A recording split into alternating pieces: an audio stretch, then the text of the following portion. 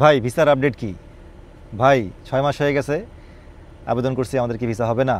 ভাই অনেক অপেক্ষা করছি, আর কত অপেক্ষা করব? অপেক্ষা করতে করতে তো শেষ হয়ে গেলাম। ভাই 3 মাস যাবৎ বেকার পড়ে আছি, ভাই 5 মাস যাবৎ বেকার বসে আছি, কোনো ইনকাম নাই। যদি দুবাই যেতে না পারি তাহলে অন্য দেশে যাব।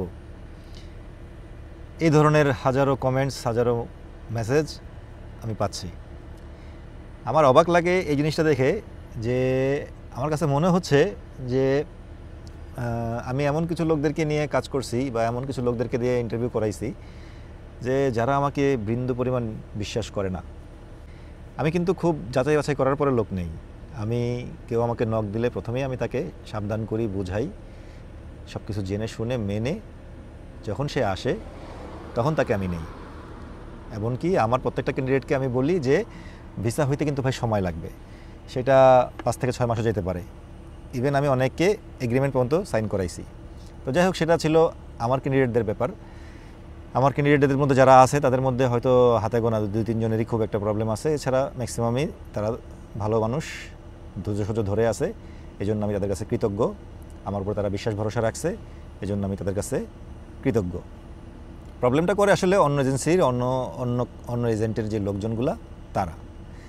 তো যাই হোক, যেহেতু মানে এত কিছুর পরেও মানুষ একটা কথা যখন আমাকে বলে তখন আমার কাছে ভালো লাগে, এবং তখনই আমি তাদের জন্য কাজটা করতে পছন্দ করি বা তাদেরকে আপডেটটা দিতে পছন্দ করি। আদারওয়াইজ আমি চাইলে পারতাম যে না, শুধু আমার যারা ক্যান্ডিডেট, যারা আমার মাধ্যমে অ্যাপ্লাই করতেছে তাদের সাথে আমি 1-to-1 কথা বলে তাদেরকে আপডেট দিয়ে তাদেরকে আমি বুঝায় রাখতে পারতাম।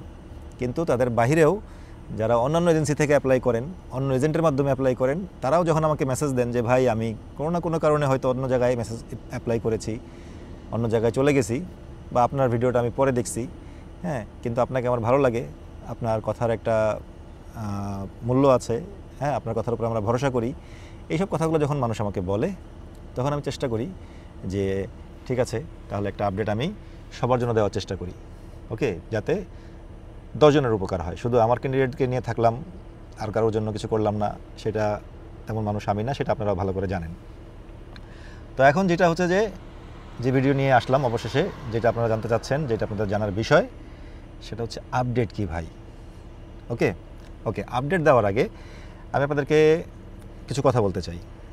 সেটা হচ্ছে যে আপনারা অতীতে আমার ভিডিওতে দেখেছেন এবং অন্যান্য এজেন্সিতেও দেখেছেন যে আমরা 17 দিনে ভিসা বের করেছি, 15 দিনে ভিসা বের করেছি, 2 মাসের মধ্যে ফ্লাইট করে দুবাই চলে আসছে। এইসব ভিডিও কিন্তু আমার চ্যানেলে এখনও আছে, পিছনেগুলো দেখতে পারবেন। তো ওগুলো কি মিথ্যে ছিল? ওগুলো কি বানোয়াট ছিল? ওগুলো কি ওদেরকে আমরা টাকা দিয়ে, ঘুষ দিয়ে বলছিলাম যে আপনারা এরকম করে বলেন, আমাদের নামে সুনাম করেন? যদি সেটা না হয়ে থাকে, যদি সেগুলো সত্য হয়ে থাকে, তাহলে যেমন ওইটার পেছনে একটা কারণ ছিল, ভিসাগুলো দেরি হইতে, দ্রুত হওয়ার পেছনে যেমন একটা কারণ ছিল, এখন যে ভিসাগুলো দেরি হচ্ছে না, সেটার পেছনে একটা কারণ আছে, লজিক আছে। সেই লজিকটা আপনাদেরকে বুঝতে হবে। ফর এক্সাম্পল, কে জানতো আমাদের ইন্টারভিউর পরপরই বাংলাদেশে একটা আন্দোলন শুরু হয়ে যাবে? আমি তো ছুটিতে গেছিলাম, আমি কিন্তু ওই আন্দোলনের মধ্যে পড়ছিলাম, এবং আন্দোলনের একটা অন্তিম সময় আমি কিন্তু চলে আসছিলাম, আমার ফ্লাইটটা ছিল। তো আমরা কি কেউ জানতাম যে এমন একটা সিচুয়েশন সৃষ্টি হবে যেখানে বাংলাদেশের স্টুডেন্টরা আন্দোলন শুরু করবে? ওকে, আন্দোলন করতেই পারে, স্টুডেন্টরা আন্দোলন করতেছে, ভালো কথা। দুবাইতে আপনার আমার মতোই কিছু বাংলাদেশি, আমি এদেরকে কি বলবো, বলদ বলবো না গাধা বলবো, হ্যাঁ, না কি বলবো আমি জানি না, যাই হোক, তারা হয়তো বুঝে না বুঝে অনেক কাজ করে ফেলছে, তারা করতেছে দুবাইতে আন্দোলন। আমাদের একটা প্রবলেম আমাদের দেশে, আমাদের দুবাইতে আন্দোলন করার কি আছে, যেখানে এত স্ট্রিক্ট ল, এত কঠিন আইন। তো তারা সেটা তোয়াক্কা না করে দুবাইতে আন্দোলন করতেছে। দুবাই সরকার কী করলো? অ্যারেস্ট করলো 57 জনকে, এবং অ্যারেস্ট তো করলো ওদের 57 জনের কারণে, এই আন্দোলনের কারণে দুবাই সরকার বাংলাদেশের প্রতি ক্ষুব্ধ হয়ে গেল, বাংলাদেশের উপর একটা নজরদারি শুরু করে দিল। তার কিছুদিনের মধ্যেই সরকারও পতন হয়ে গেল।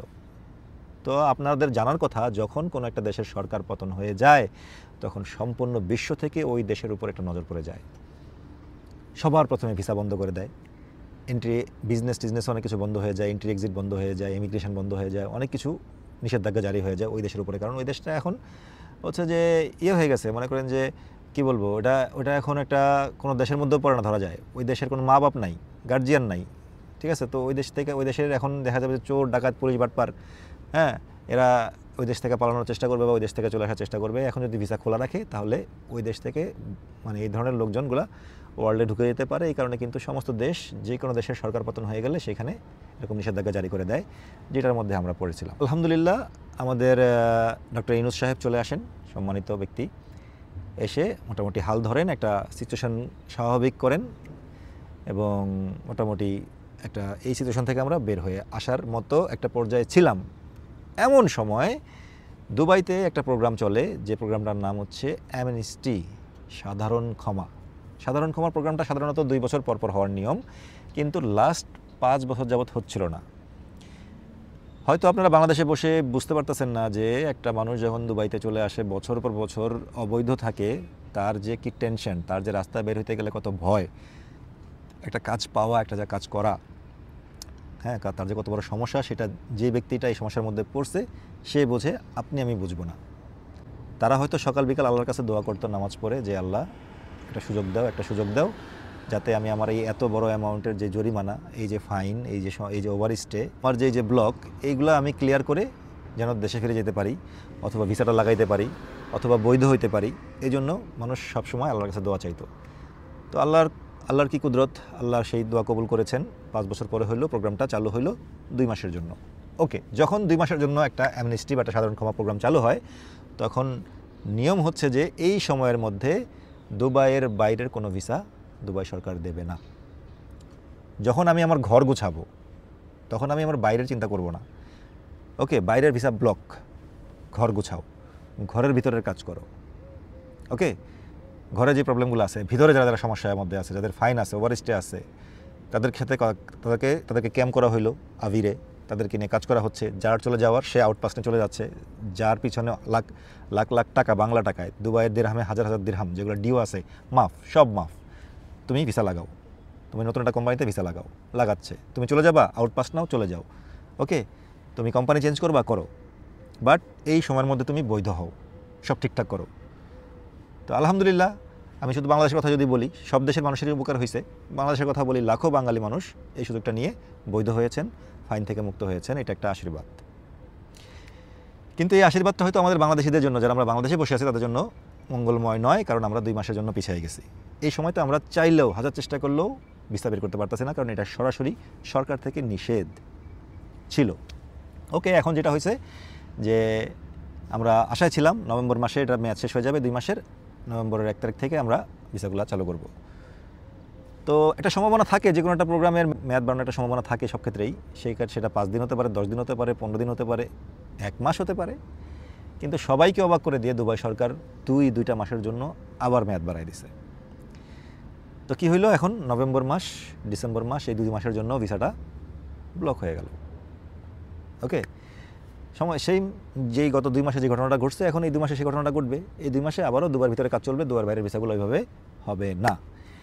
এখন কথা হচ্ছে যে গভর্নমেন্ট, সেমি গভর্নমেন্ট কিছু কোম্পানি আছে, লাইক আমাদের দুবাই ট্যাক্সি, ট্রান্সগার্ড, এরকম আরও কিছু কোম্পানি আছে যারা টপ লেভেলের গভর্নমেন্ট এবং সেমি গভর্নমেন্ট কোম্পানি। এদের একটা আলাদা পাওয়ার থাকে, এদের একটা আলাদা ক্ষমতা থাকে আলাদা করে কিছু করার। যদিও এই যে ক্ষমার প্রোগ্রামের সময়কালীন সময়ে সরাসরি সরকারি কোম্পানি বা সরকারও কোনো কিছু করতে না করে দেওয়া আছে, যে না আপনারা এখন এগুলো করবেন না, ভেজাল লেগে যাবে, আগে ঘর গুছাইতেছি, ঘর গুছাইতে দেন, একটু ধৈর্য ধারণ করেন, ঠিক আছে।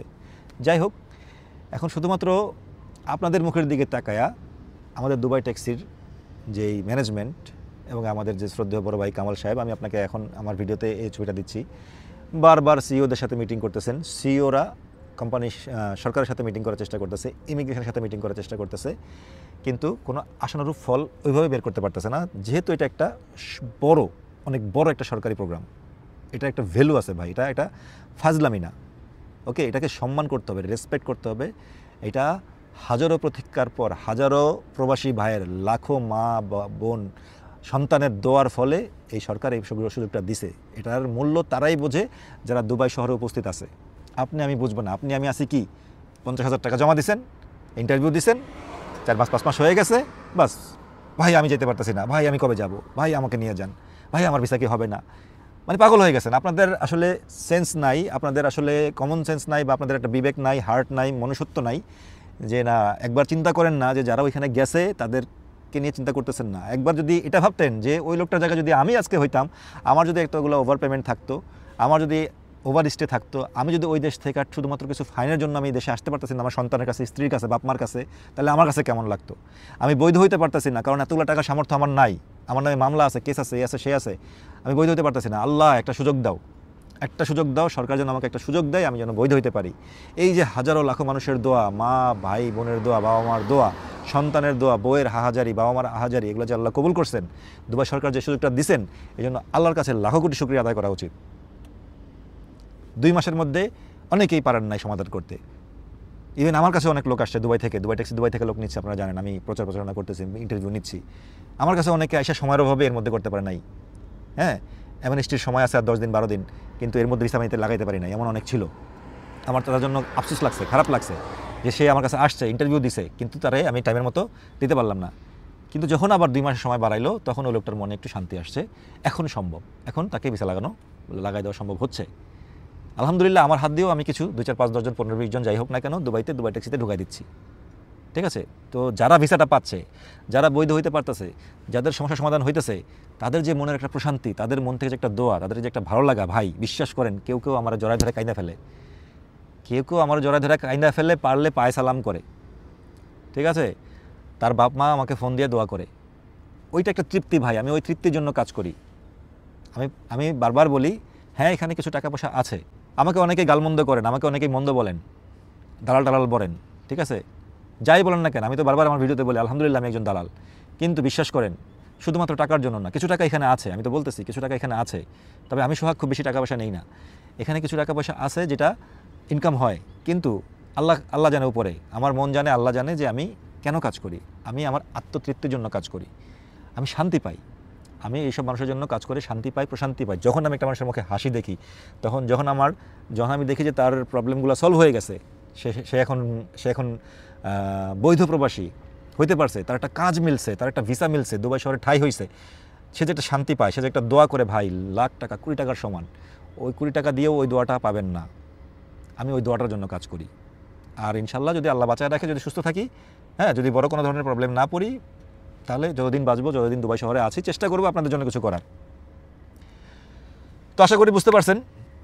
এখন কথা হচ্ছে যে ভাই তাহলে তো বুঝলাম আপনার কথা, তখন আপনি যা বললেন 2 মাসের জন্য অ্যামনেস্টি বাড়াই দিছে। হ্যাঁ, আমরা তো অলরেডি 5 মাস ধরে অপেক্ষা করতেছি, তাহলে আরও 2 মাস চলে গেল, 7 মাস হয়ে যাচ্ছে, তাহলে কি হবে? আমরা কি তাহলে ভিসা পাবো না? আমরা কি তাহলে এখান থেকে ক্লোজ করে দিব না কি করবো? সেটা তো বললেন না। এখন আসেন মূল কথায়।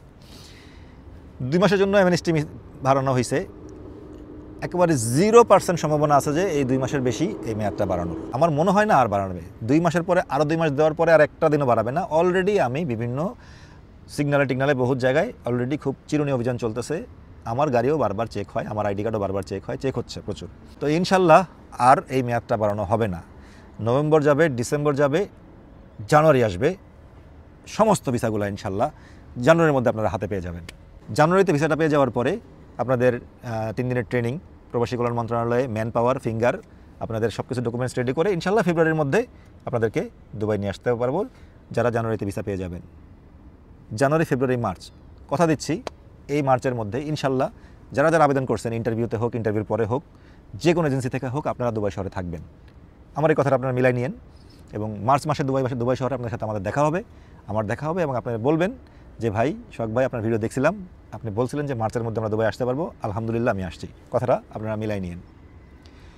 তো এখন কথা হচ্ছে যে ভাই বিশ্বাস করেন, আমাদের ডিডিসি ম্যানেজমেন্ট বারবার ইমিগ্রেশন গভর্নমেন্টের সাথে বসার চেষ্টা করতেছে, রিকোয়েস্ট করার চেষ্টা করতেছে যে ঠিক আছে অ্যামনেস্টি চলতেছে, কিন্তু কিছু ভিসা দেন। ঠিক আছে, কেন কিছু ভিসা দেন? এত রিকোয়েস্ট করতেছে, মনে করেন আপনাদের জন্য? না, আপনাদেরকে আমি বারবার বলি যে দুবাই ট্যাক্সি একটা বিশাল বড় কোম্পানি, বিশাল বড়। আপনারা কল্পনা করতে পারেন না কত বড় কোম্পানি, কত ড্রাইভারের চাহিদা এখানে। আর সবচেয়ে বেশি ড্রাইভার এখানে বাংলাদেশিদের একটা বিশেষ জায়গা অবস্থান এখন আছে। আলহামদুলিল্লাহ, আমাদের বড় ভাই শ্রদ্ধেয় কামাল ভাই, উনি পরপর প্রতি বছরই সর্বোচ্চ লোক দেওয়ার যে অ্যাওয়ার্ডটা, সেটা উনি পায়। এই যে ছবিটা আপনারা দেখতেছেন, অ্যাওয়ার্ডের যে ছবিটা। তো দুবাই ট্যাক্সির যত দেশেরই লোক এখানে ইন্টারভিউ দেখ না কেন, ট্যাক্সিতে আসুক না কেন, সবার থেকে বেস্ট পারফরমেন্স হচ্ছে আমাদের বাংলাদেশিদের, আলহামদুলিল্লাহ। তো এই বাংলাদেশিদেরকে না আনলে, ঠিক আছে, কোম্পানি ড্রাইভার সংকটে ভুগবে ভাই। একটাবার বোঝার চেষ্টা করেন, কোম্পানির ড্রাইভার দরকার। এই কোম্পানিতে 15 থেকে 20 হাজার গাড়ি, 40 থেকে 50 হাজার ড্রাইভার। এরা মানুষ, এরা রোবট না, এরা মারা যায়, এরা অসুস্থ হয়, এরা দেশ ত্যাগ করে, এরা ব্যবসা চেঞ্জ করে, গাড়ি কেনে, ইউরোপ যায়, অনেক কিছু হয়, ঠিক আছে। যেমন আপনারা শুধু আশা দেখেন তেমন যায়ও, যার কারণে একটা গ্যাপ সৃষ্টি হয়, সেই গ্যাপে লোক আনতে হয়।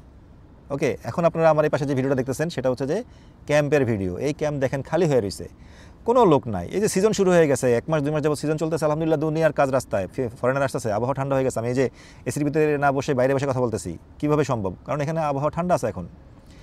তো সিজনের আগে দুবাই ট্যাক্সি 90% ড্রাইভার বের করে ফেলে, রাস্তায় নামিয়ে দেয়, ড্রাইভার হয়ে যায়, যার যেখানে প্রবলেম। ইভেন পরশুদিনও দুবাই ট্যাক্সিতে 200 ড্রাইভারদেরকে ডাকা হয়েছে যাদের পিটিএ চলতেছে। তার মানে পিটিএ চলতেছে মানে তাদের এখনও 2 মাসের প্রসেস বাকি ছিল। হয়তো তাদেরকে ডাইকা এটা বলা হয়েছে যে আপনাদেরকে এগুলো করতে হবে না, এগুলো পরে করেন, আগে গাড়ি নিয়ে রাস্তায় নামেন। আমি সঠিক নিউজটা এখন পাই নাই, এটাই হইতে যাবে আর কি। আমাদের সাথেও এটা হয়েছিল, এটাই হবে। তো এদেরকে ডাইকা মাঠে নামায় দেওয়া হচ্ছে। তার মানে ক্যাম্পগুলো আরও খালি হচ্ছে, জায়গাগুলো আরও খালি হচ্ছে। এদিকে দুবাই ট্যাক্সি টেনশনের মধ্যে পড়ে গেছে যে আমি এই ব্যাকআপটা কীভাবে দিব। আমার একটা ড্রাইভারকে দেশ থেকে আনতে হয়, আইনা এখানে 8 মাস 9 মাস 10 মাস তাদেরকে তৈরি করতে হয়, তাদের পিছনে খরচ করতে হয়, ড্রাইভিং লাইসেন্স করাইতে হয়, ট্রেনিং করাইতে হয়। তো আমি যদি ড্রাইভার নাই আনতে পারি, আমি এগুলো করবো কীভাবে? আমি তো তাইলে কদিন পরে আমার গাড়ি ফেলা রাখতে হবে, ড্রাইভার পাবো না। ঠিক আছে, ক্লিয়ার কাট কথা। এই কারণে দুবাই ট্যাক্সি বারবার গভর্নমেন্টের সাথে বসার চেষ্টা করতেছে, কারণ দরকারটা তাদের। আপনার আমার ভিসা দরকার, আপনার আমার দুবাই শহরে আসার দরকার, কিন্তু আমাদের থেকেও বড় দরকার তাদের ভাই। আপনি একটা 100 গাড়ির একটা কোম্পানি চালায় দেখেন কেমন লাগে। 100 গাড়ির পিছনে আপনার কজন ড্রাইভার রাখা লাগে, আর এই ড্রাইভারদেরকে নিয়ে কত বড় টেনশন করা লাগে। আপনি শুধু 100 গাড়ির একটা কোম্পানি চালায় দেখেন। আর যখন সেই কোম্পানি 15 থেকে 20 হাজার গাড়ি এবং 30 থেকে 40 হাজার ড্রাইভার, তখন তার টেনশনটা কত বড় এটা একটু মাথায় রাখেন। আর আমাদের কথা বলতেছেন, আমাদের যে এজেন্সি আলানাস ওভারসিজ বা আমরা আজকে 5 মাস যাবত 6 মাস যাবত কোনো ভিসা হচ্ছে না। অফিস খরচ কি দিতে হচ্ছে না? সংসার খরচ চলতেছে না? খাইতেছি না আমরা? খরচ হচ্ছে না?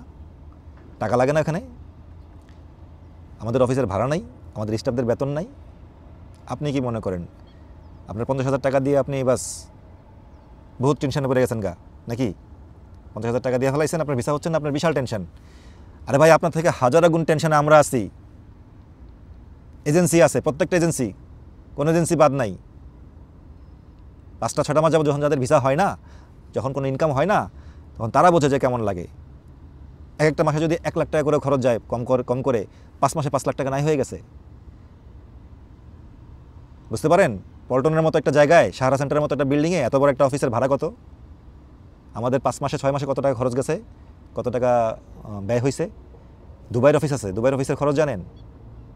এগুলো একটু মাথায় নিয়েন। শুধু আমার করেন না, পরিস্থিতি বোঝার চেষ্টা করেন। তো ফাইনাল কথা হচ্ছে এটা যে আমরা চেষ্টা করতেছি, দুবাই ট্যাক্সি চেষ্টা করতেছে, সব দিক থেকে চেষ্টা চলতেছে আপনাদের এই ভিসাগুলো করার জন্য।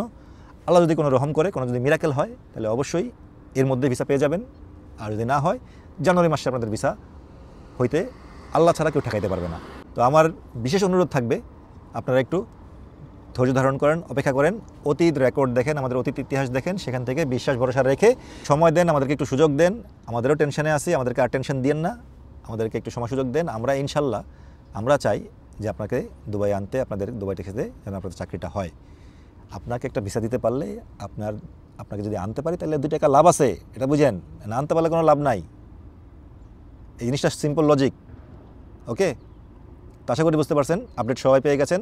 অনুগ্রহ করে আমার এই ভিডিওর পরে কেউ আমাকে আর কোনো মেসেজ দিবেন না, কোনো প্রশ্ন করবেন না, কমেন্ট করবেন না যে ভাই আমার ভিসা কবে হবে, আমার ভিসা কবে হবে। আপনার ভিসা কবে হবে এটার টেনশন আপনার থেকে আমাদের বেশি, এটা মাথায় রাখেন। যখনই আমরা ভিসা পেয়ে যাব, যখনই আমরা সিআইডি পেয়ে যাব, যখনই আমরা কোনো কিছু পেয়ে যাব, আপনি ঘুমায় থাকবেন, কিন্তু আমাদের ঘুম নাই, আমাদের ঘুম হয় না। আপনার ঘুমের মধ্যে আপনার ভিসার কপি চলে যাবে, আপনার ঘুমের মধ্যে আপনার সিআইডি চলে যাবে, আপনার ঘুমের মধ্যে আপনার কাছে মেসেজ চলে যাবে। তো ভাই, যদি আমার কথা বিশ্বাস হয়ে থাকে, ভালো লেগে থাকে, বুঝে থাকেন, তাহলে আশা করব যে আপনারা ধৈর্য ধারণ করবেন। সেটা আমার এজেন্সি হোক, আমার ক্যান্ডিডেট হোক, অথবা যে কোনো একটা এজেন্সি হোক, আপনারা একটু ধৈর্য ধারণ করেন। একটু অপেক্ষা করেন, বিশ্বাস ভরসা রাখেন, আল্লাহর কাছে চান, একমাত্র আল্লাহই পারে আপনাদেরকে এই রাস্তা সহজ করে দিতে। বাট দুবাই টেক্সের ভিসা হবে হবে হবে 100% হবে। ইভেন প্লাটিনাম ট্যাক্সি, এখন অনেকেই আবার প্রশ্ন করবেন এই ভিডিও দেখে যে ভাই প্লাটিনাম ট্যাক্সি তো কিছু বললেন না, তাহলে কি প্লাটিনাম ট্যাক্সি ভিসা হবে না? হবে, ওইটাও হবে, সব ভিসাগুলো হয়ে যাবে। শুধু একটু খুলতে দেন, শুধু একটু খুলতে দেন, একটু ধৈর্য ধরেন, একটু অপেক্ষা করেন প্লিজ। আমি বারবার রিকোয়েস্ট করতেছি, একটু ধৈর্য ধারণ করেন, বিশ্বাসটা রাখেন, বিশ্বাসের মর্যাদা রাখেন, ঠিক আছে? যে বিশ্বাসে যে ভালোবাসায় আমাদের কাছে আসছিলেন সেটা একটু ধরে রাখেন, আমরা আপনার জন্য চেষ্টা করতেছি ইনশাল্লাহ। আরেকটা কথা, যারা ইন্টারভিউ দেন নাই, ইন্টারভিউ পরেও আর আবেদন করেন নাই, এই সিচুয়েশনের মধ্যে কনফিউশনের মধ্যে আবেদন করার ইচ্ছা থাকা সত্ত্বেও আবেদন করেন নাই, তারা আমাকে প্রশ্ন করবেন ভাই আমি যদি এখন আবেদন করতে চাই করবো কিনা, করা ঠিক হবে কিনা, আমি ভিসা পাবো কিনা। হ্যাঁ, এই ধরনের অনেক প্রশ্ন কমেন্ট আমি পাই। তো তাদের জন্য এই উত্তর যে যদি আপনার দুবাই ট্যাক্সির এই যে সময়, এই যে খরচ, এই সব কিছু যদি আপনার মেনে নিয়ে থাকেন, আপনার পক্ষে আপনার কাছে যদি কোনো প্রবলেম না হয়ে থাকে, ধৈর্য রাখতে পারেন, তাহলে আপনি আবেদন করতে পারেন। যদি এখন আবেদন করেন ইনশাল্লাহ আগামী জানুয়ারি ফেব্রুয়ারির দিকে আপনার ভিসাও হয়ে যাবে। এই যে লোক যারা অপেক্ষা করতেছে তাদের সাথে আপনিও আসতে পারবেন। দুবাই শহরে আপনি আগামী ফেব্রুয়ারি থেকে মার্চের মধ্যে থাকতে পারবেন। এখন যদি আপনি আবেদন করেন তাহলে টোটাল আপনার 5 মাসের মধ্যে আপনি ভিসা পেয়ে যাবেন, সর্বোচ্চ 6 মাসের মধ্যে আপনি দুবাই থাকতে পারবেন। এবার চিন্তা করে দেখেন যে আপনি অ্যাপ্লাই করবেন কিনা। যদি আবেদন করতে চান তাহলে করতে পারেন, ইনশাল্লাহ জানুয়ারি থেকে সবার ভিসা হবে। যারা ইন্টারভিউ দিয়েছে বা ইন্টারভিউ পরে আবেদন করেছে বা যারা ইন্টারভিউ দিতে পারে নাই, যারা মিস করেছে, সবাই জানুয়ারি থেকে ভিসাগুলো হওয়া শুরু হয়ে যাবে। দুবাই ট্যাক্সির ভিসা হয়, 2 দিন আগে হোক আর পরে হোক, অবশ্যই ভিসা হয়। যদি আপনি আসতে চান জেনে শুনে মেনে সব কিছু, তাহলে নিশ্চিন্তে আবেদন করতে পারেন। আমাদের দেয়া এই অফিসের নাম্বারে আমার বাবার কাছে আপনার ফাইল জমা দিতে পারেন। তো এই ছিল আজকের ভিডিও, আপডেট ভিডিও। আশা করতেছি খুব শীঘ্রই আপনাদের সাথে কথা হবে সুখবর নিয়ে। ততক্ষণ পর্যন্ত সবাই ভালো থাকুন, সুস্থ থাকুন। আসসালামু আলাইকুম রহমতুল্লাহ।